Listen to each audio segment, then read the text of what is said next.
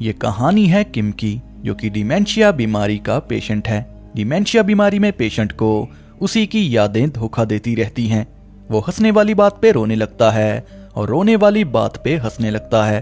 थोड़ी देर पहले किस इंसान से क्या बात की थी, ये सब डिमेंशिया का पेशेंट भूल जाता है। किम के हालातों में साथ देने के लिए उसकी बेटी इयोन और बड़ी बहन मारिया है। तो ये थी किम और उसकी बीमारी। इयोन किम को टेप रिकॉर्डर देती है कि आप किससे क्या बात करते हो, इसमें रिकॉर्ड कर लिया करो ताकि बार बार ना भूलो। और आपके लॉकेट में घर का पता लिख दिया क्योंकि आप घर का पता भूल जाते हो। किम को ये लग रहा था कि वो बेटी पर बोझ बनता जा रहा है। डॉक्टर ने किम को सर्जरी की सजेशन दी क्योंकि धीरे धीरे डिमेंशिया अल्जाइमर में तब्दील हो जाएगा, पर इसमें जान जाने का खतरा था, इसलिए किम ने इनकार कर दिया क्योंकि किम अपनी बेटी को छोड़कर नहीं जाना चाहता। दिमाग की एक्सरसाइज के लिए और पुरानी यादों को ताज़ा रखने के लिए किम ने अपने जर्नल को लिखना शुरू कर दिया। इससे किम की यादें ताज़ा रहेंगी और हमें किम के पास्ट के बारे में पता चलेगा। 1971 किम की फैमिली घरेलू हिंसा की शिकार थी, जहां किम के पिता उन्हें बेरहमी से पीटते थे। ये सिलसिला काफी देर से चल रहा था, लेकिन एक दिन किम के पिता ने उसके वाइट स्नीकर को खराब कर दिया, जिस कारण गुस्से में किम ने अपने पिता को मार दिया। और कई दिन बीतने के बाद जब पुलिस ने कोई एक्शन नहीं लिया तो किम की हिम्मत दुगनी हो गई। उसने बुरे लोगों को मारना शुरू कर दिया जो कि बिल्कुल उसके बाप जैसे थे। और डेड बॉडीज को किम ने अपने बैम्बू ग्राउंड में दफना दिया और हर एक बैम्बू के नीचे किम के विक्टिम्स हैं। पर एक बात किम को सबसे ज्यादा परेशान करती है कि 17 साल पहले उसने लास्ट विक्टिम को क्यों मारा था। वो जल्दबाजी में घर क्यों जा रहा था, ये बात किम को परेशान करती है क्योंकि इसी जल्दबाजी में किम का एक्सीडेंट हो गया था, जिस कारण उसे डिमेंशिया की बीमारी लग गई। अगर बात करें किम के प्रोफेशन की तो किम जानवरों का डॉक्टर है और इसी के साथ वो पोइट्री क्लासेस को अटेंड करता है। और यहीं पे रोशेल नाम की फीमेल किम को लाइन मारती है, पर किम को उसमें कोई दिलचस्पी नहीं क्योंकि रोशेल गोल्ड डिगर है।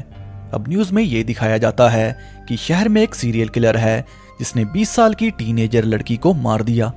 किलर ने डेड बॉडी को गंदे नाले में फेंक दिया और न्यूज को देख किम काफी डर गया था। वो इयोन को वॉर्न करता है, पर आजकल ये सब नॉर्मल बात है और ये बोल के इयोन घूमने चली जाती है। किम को ये लग रहा था कि रिसेंटली जिस लड़की का खून हुआ उसे मैंने मारा और बीमारी की वजह से मैं भूल गया कि मैंने उसे क्यों मारा। पर बिना कंफर्म किए किम कोई फैसला नहीं ले सकता क्योंकि यादें धोखा दे सकती हैं। वो बैम्बू ग्राउंड को चेक करता है, पर उसे वहां पर कोई एविडेंस नहीं मिलता, यानी कि ये खून किम ने नहीं किया। वापिस आते समय किम की कार टाइजू नाम के आदमी से टकराती है, जो कि डिक्की में किसी मिस्टीरियस चीज को लेके जा रहा था। फ्लैशबैक से हम जान पाते हैं कि टाइजू सीरियल किलर है। टॉन में जो रिसेंट किलिंग हुई वो टाइजू ने की और डिक्की में वो दूसरे विक्टिम को लेके जा रहा था। किम ने चुपके से ब्लड के सैंपल को चुरा लिया और ये बात टाइजू ने नोटिस कर ली। दोनों सीरियल किलर एक दूसरे के सामने थे, पर किसी ने अटैक नहीं किया, जबकि चारों तरफ कोहरा था और आसपास कोई नहीं। पर यह रिस्क दोनों में से कोई नहीं लेता क्योंकि दोनों एक दूसरे को पहचान चुके थे कि दोनों सीरियल किलर बिरादरी से हैं। किम उसे अपना कार्ड दे के कहता है कि मैं रिपेयर के पैसे दे दूंगा, मुझे अपना कार्ड दे दो। पर बिना कोई जवाब दिए टाइजू चला जाता है। पर किम ने उसकी कार के साथ उसकी सारी इंफॉर्मेशन टेप रिकॉर्डर में रिकॉर्ड कर ली कि टाइजू सीरियल किलर है। ब्लड सैंपल की रिपोर्ट से किम को पता चलता है कि यह ब्लड किसी इंसान का है। वो जल्दी से पुलिस को टाइजू और उसकी कार की रिपोर्ट कर देता है, पर पुलिस ने कोई एक्शन नहीं लिया क्योंकि टाइजू पुलिस ऑफिसर है और उसके साथियों का ये मानना था कि पुलिस ऑफिसर सीरियल किलर कैसे हो सकता है। कौन सी किताब में लिखा है भाई। टाइजू किम को वॉर्न करता है कि मेरी कार में जानवर की लाश थी और मैंने सबको यही बताया, मेरा पीछा छोड़ दो और मुझे मेरा काम करने दो। लेकिन शहर में किम की बेटी रहती है और किम ये नहीं चाहता कि टाइजू उसकी बेटी को मारे, क्योंकि बेटी के माथे पे कौन सा ये लिखा है कि मैं सीरियल किलर की बेटी हूँ। टाइजू के किलिंग पैटर्न को फॉलो कर किम को दूसरी लड़की की डेड बॉडी मिल जाती है जिसे टाइजू ने रिसेंटली मारा। किम एक अननोन पर्सन बन के डेड बॉडी की रिपोर्ट कर देता है, पर टाइजू जानता था कि ये रिपोर्ट किम ने की है। वो किम के क्लिनिक पहुंचता है, पर क्लिनिक बंद था। पर इसी बीच टाइजू की मुलाकात किम की बेटी इयोन से हो जाती है। किम अपने ऑफिसर दोस्त ब्यूंग को टाइजू के कार की इंफॉर्मेशन निकालने को कहता है कि पता करो ये गाड़ी किसकी है, और कुछ ही देर में मदद का बहाना देकर टाइजू इयोन से दोस्ती कर लेता है। जब देर रात इयोन घर नहीं पहुंचती तो किम को चिंता हो रही थी और तभी उसे लास्ट विक्टिम की स्पिरिट दिखती है जिसे किम गला घोट के मारने वाला था, पर यह किम की बेटी इयोन थी। किम समझ गया था कि यादों के मायाजाल में फंस के वो अपनी ही बेटी को मारने वाला था।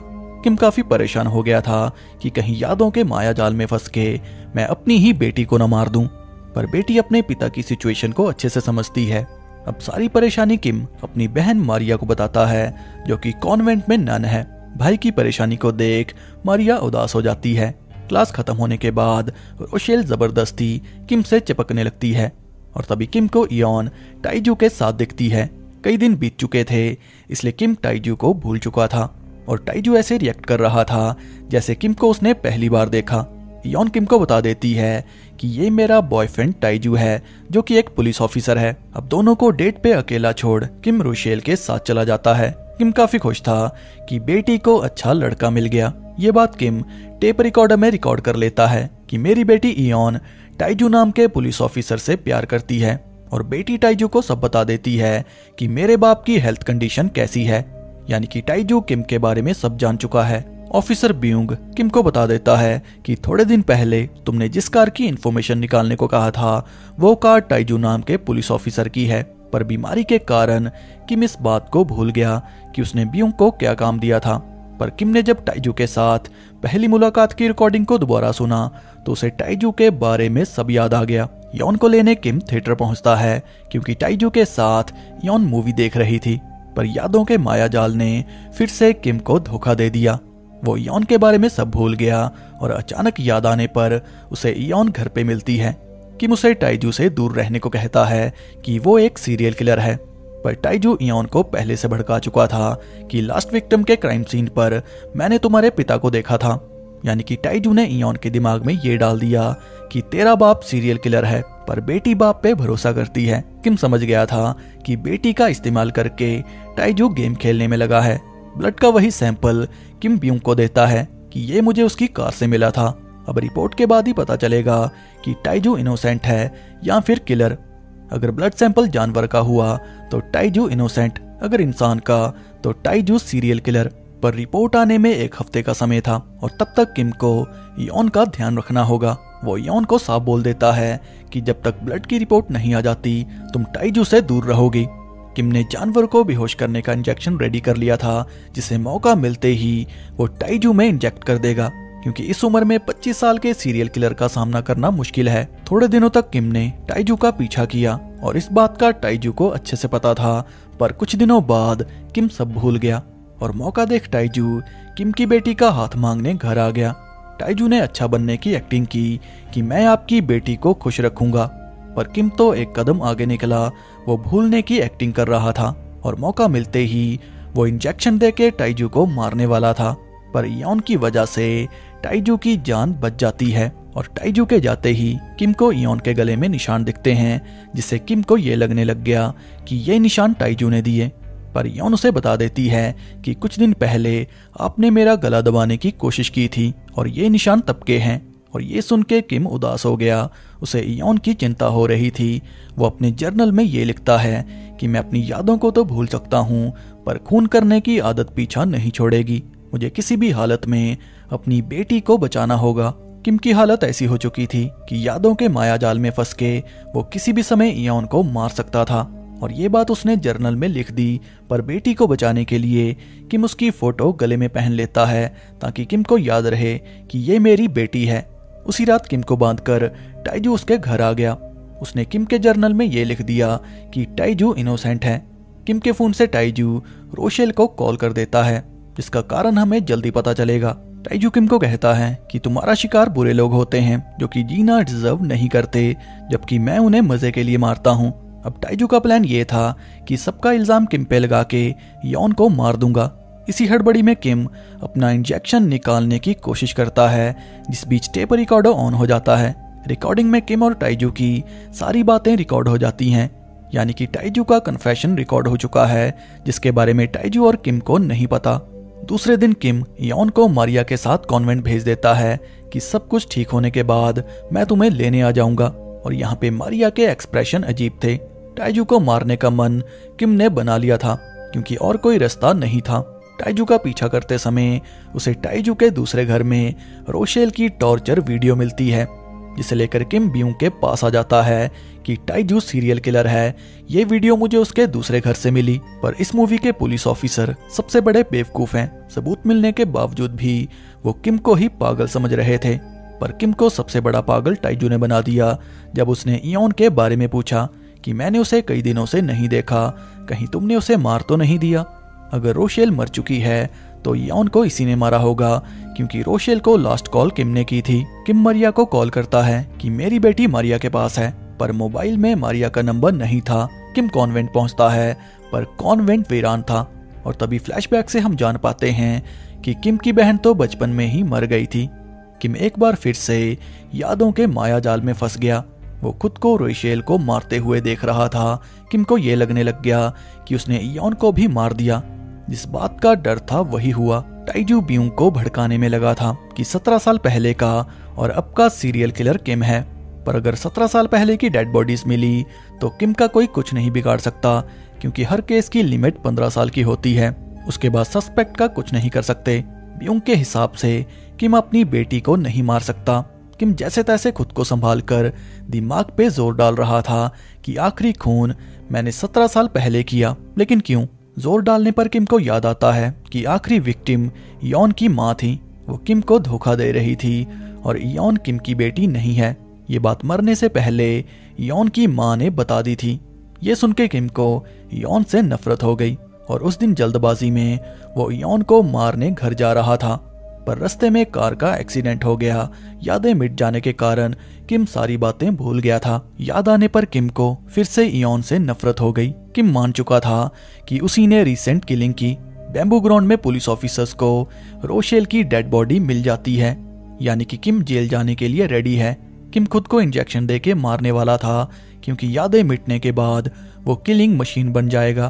पर तभी उसे टेप रिकॉर्डर में इयोन का मैसेज मिलता है, जो कि किम को कहती है कि मैं आपसे प्यार करती हूँ और मैं टाइजू से शादी नहीं करूंगी।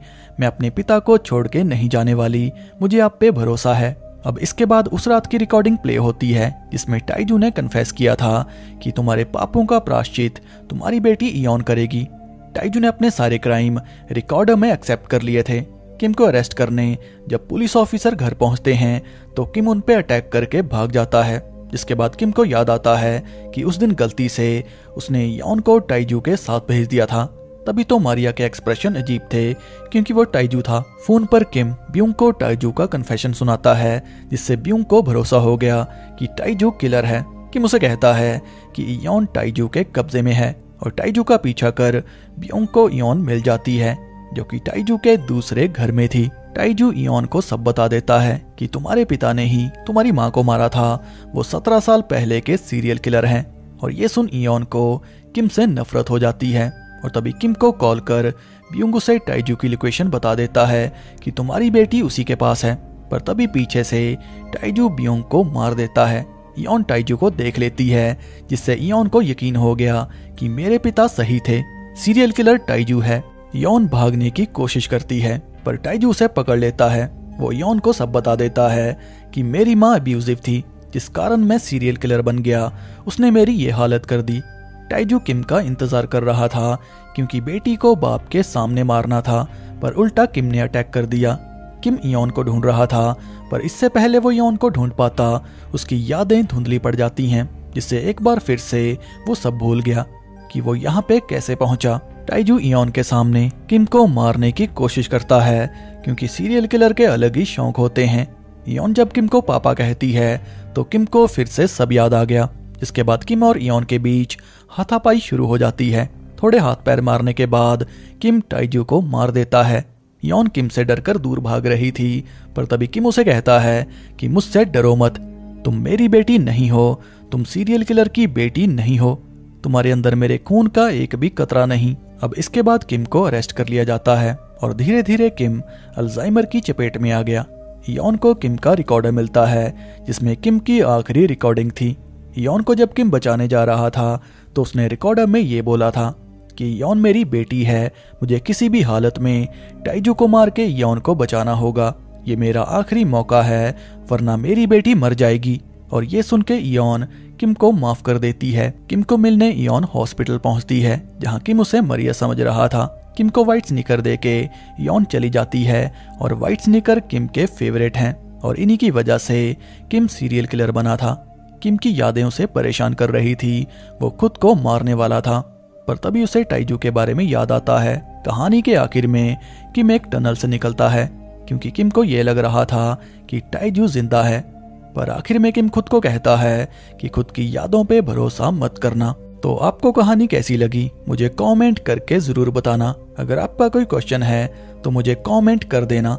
और किम के बैम्बू ग्राउंड के बारे में टाइजू को इयॉन से पता चला था कि अक्सर मेरे पिता बैम्बू ग्राउंड में जाके खो जाते हैं, और वहीं से टाइजू को पता चला था कि किम अपने विक्टिम्स को कहाँ रखता है। क्योंक सर की और मूवीज आपको चैनल पे मिल जाएंगी, उन्हें देखना ना भूलें। ये साउथ कोरिया की पहली मूवी थी जिसने 2 मिलियन टिकट्स की सेल की थी। तो कहानी के आखिर में जो हमें सीन दिखाया गया वो किम की यादें थी, क्योंकि इतने बीमार पेशेंट को कोई हॉस्पिटल से छुट्टी क्यों देगा, वो भी तब जब पेशेंट सीरियल किलर हो। तो एंडिंग का सीन किम की इमेजिनेशन थी,